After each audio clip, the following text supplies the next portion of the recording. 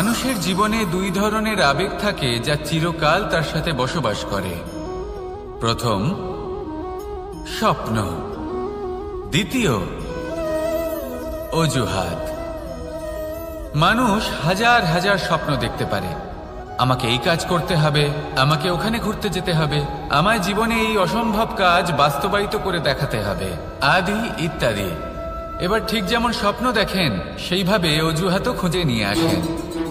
আমি এই স্বপ্ন পূরণ করতে পারলাম না, কারণ আমাকে কেউ সাহায্যই করল না, কারণ আমি দুর্বল হয়ে পড়েছিলাম, কারণ আমার কাছে সময়ই ছিল না, আদি ইত্যাদি।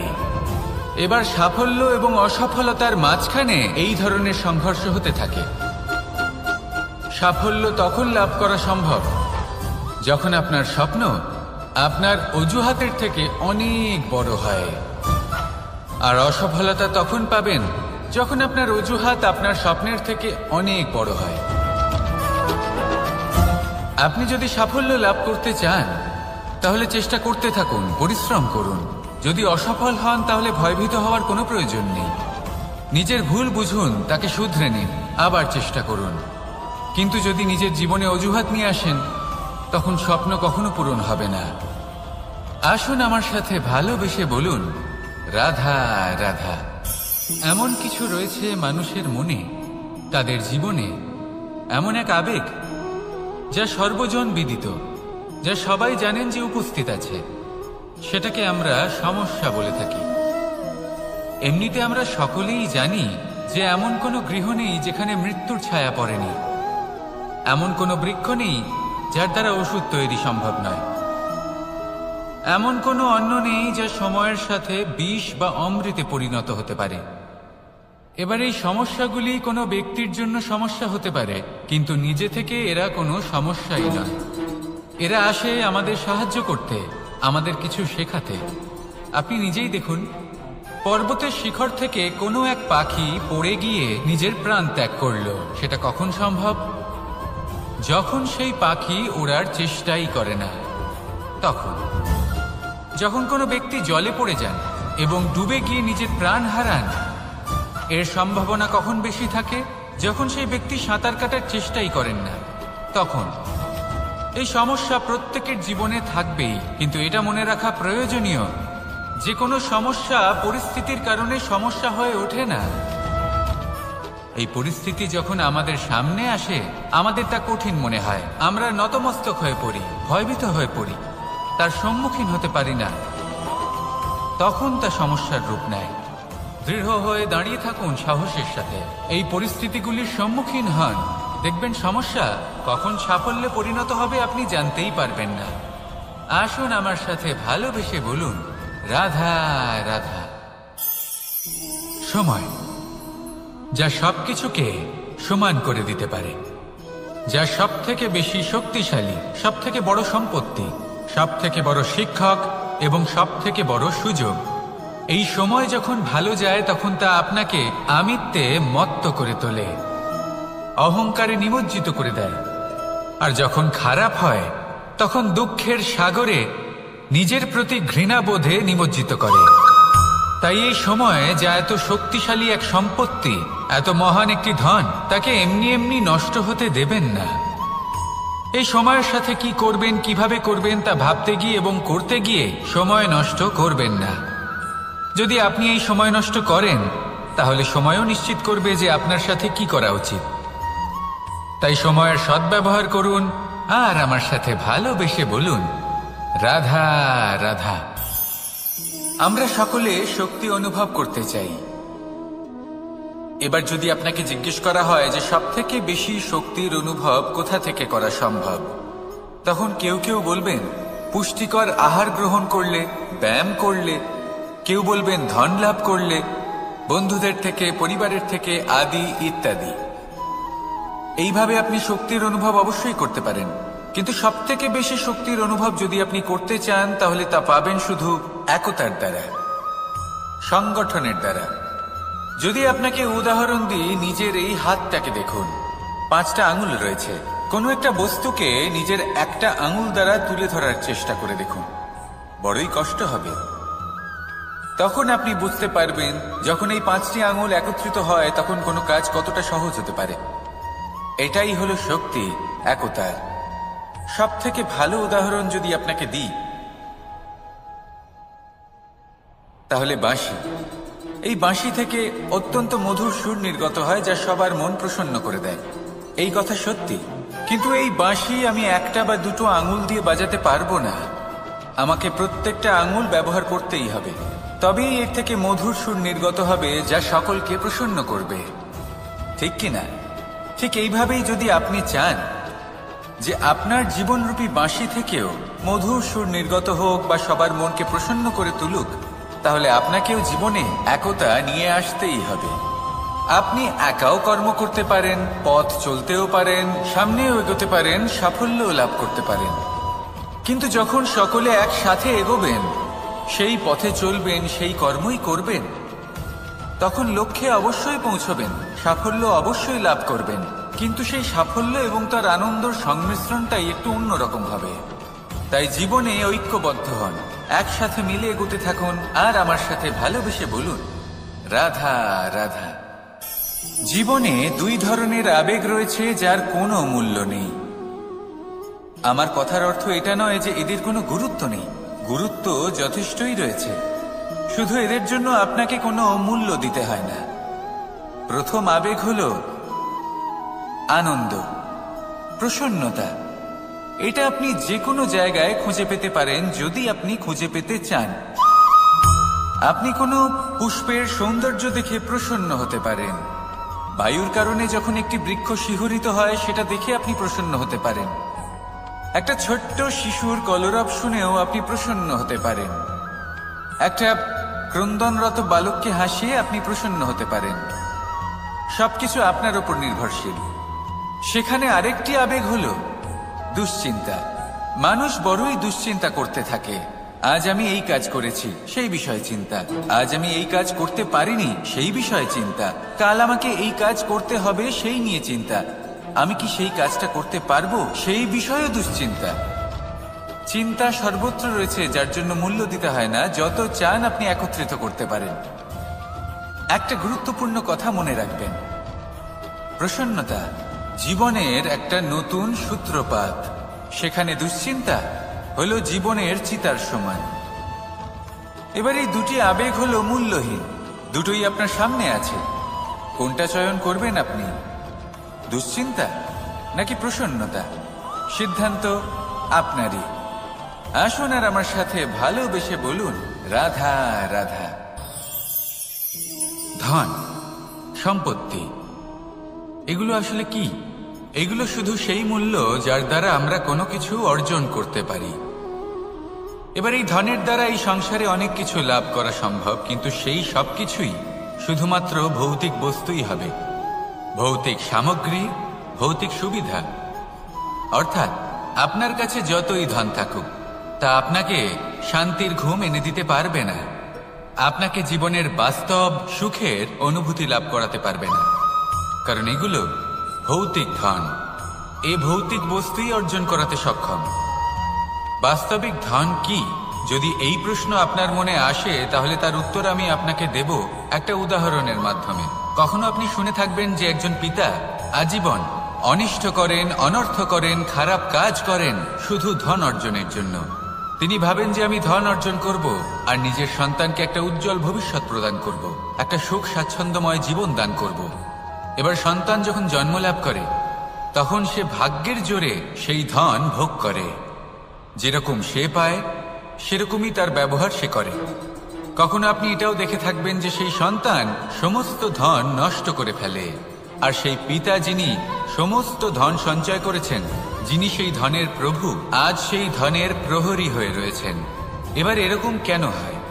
এরকম তখনই হয় যখন সেই পিতা বুঝতেই পারেন না যে তার জীবনের আসল ধন কি। সেই আসল ধন তার সন্তানকে সে দিতেই পারে না।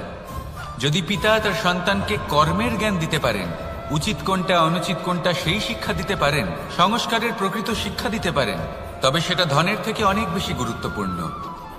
এটাই হলো জীবনের বাস্তব ধন। আপনি সেই কথা তো অবশ্যই শুনে থাকবেন, কুসন্তান হলে ধন সঞ্চয় করে কি হবে? সুসন্তান হলে ধন সঞ্চয় করে কি হবে? সন্তান যদি কুপুত্র হয় তাহলে সব নষ্ট করে ফেলবে, আর সন্তান যদি সুপুত্র হয় তাহলে ধন থাকুক না থাকুক সে নিজেই কর্মের পথে অগ্রসর হয়ে ধন অর্জন করবে আর নিজের জন্য এক উজ্জ্বল ভবিষ্যৎ গড়ে তুলবে। তাই সন্তানকে সম্পদ দেওয়ার আগে কর্মের জ্ঞান দান করুন, সুশিক্ষা দিন, কারণ এটাই হলো জীবনের প্রকৃত ধন। আসুন আর আমার সাথে ভালোবেসে বলুন রাধা রাধা। বিগত দিনের কিছু কথা মনে পড়ে গেল, এক অদ্ভুত ঘটনা যা অমূল্য শিক্ষা দিয়ে যেতে পারে। বিষয় হলো যক্ষের সাথে যুধিষ্ঠিরের কথোপকথন।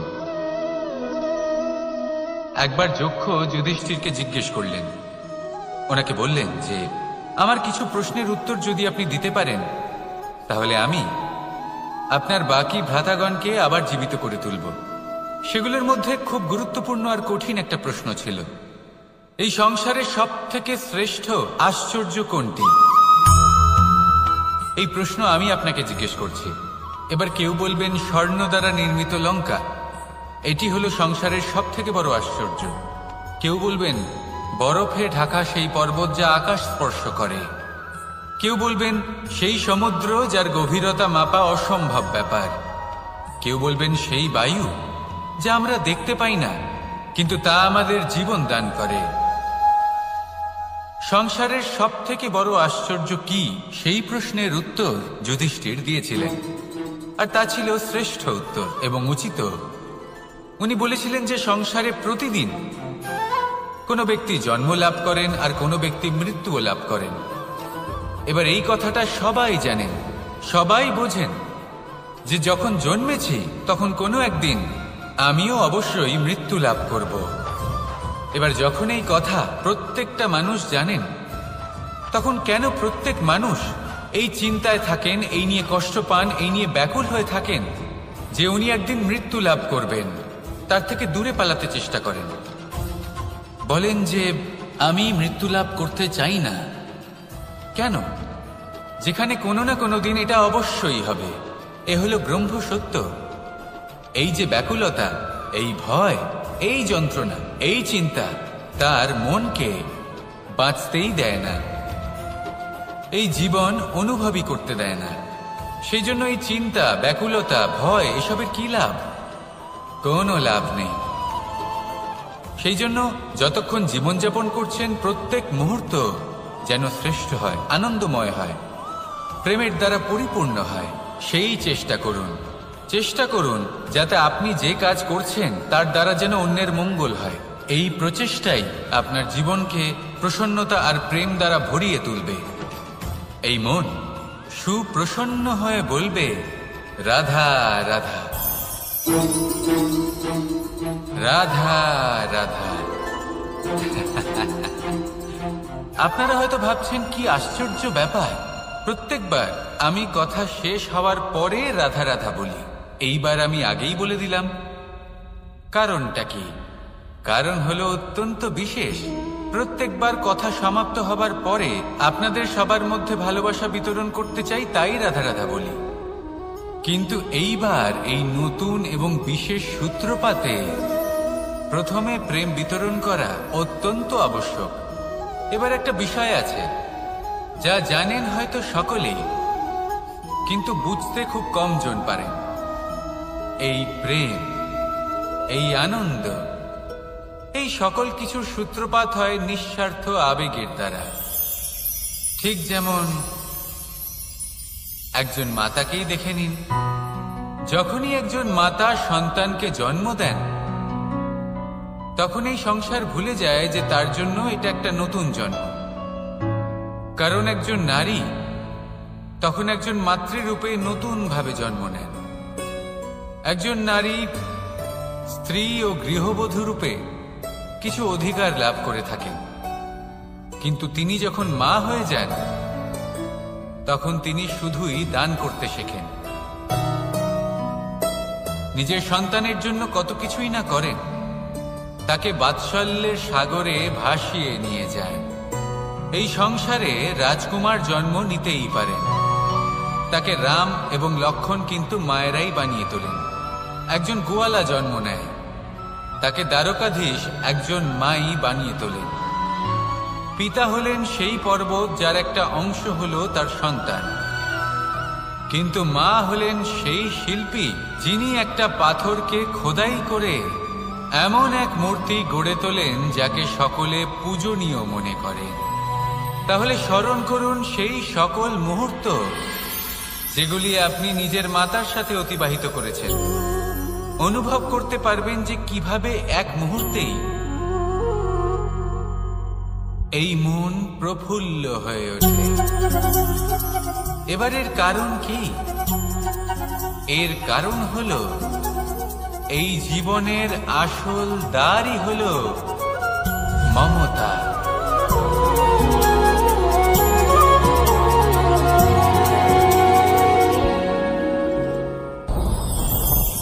আমার জীবনে পরিচয় হয়েছে অনেক ব্যক্তির সাথে, ভিন্ন ভিন্ন ধরনের মানুষ। এনাদের সাথে আলাপ হয়ে খুব ভালো লেগেছে, অনেক শিক্ষাও লাভ করেছি। আমি তাদের সাথেও আলাপ করেছি যারা অনেক উচ্চ স্তরে পৌঁছে গেছেন, আবার তাদের সাথেও যারা নিজেদের জীবনে বিশেষ কিছু করতে পারেননি।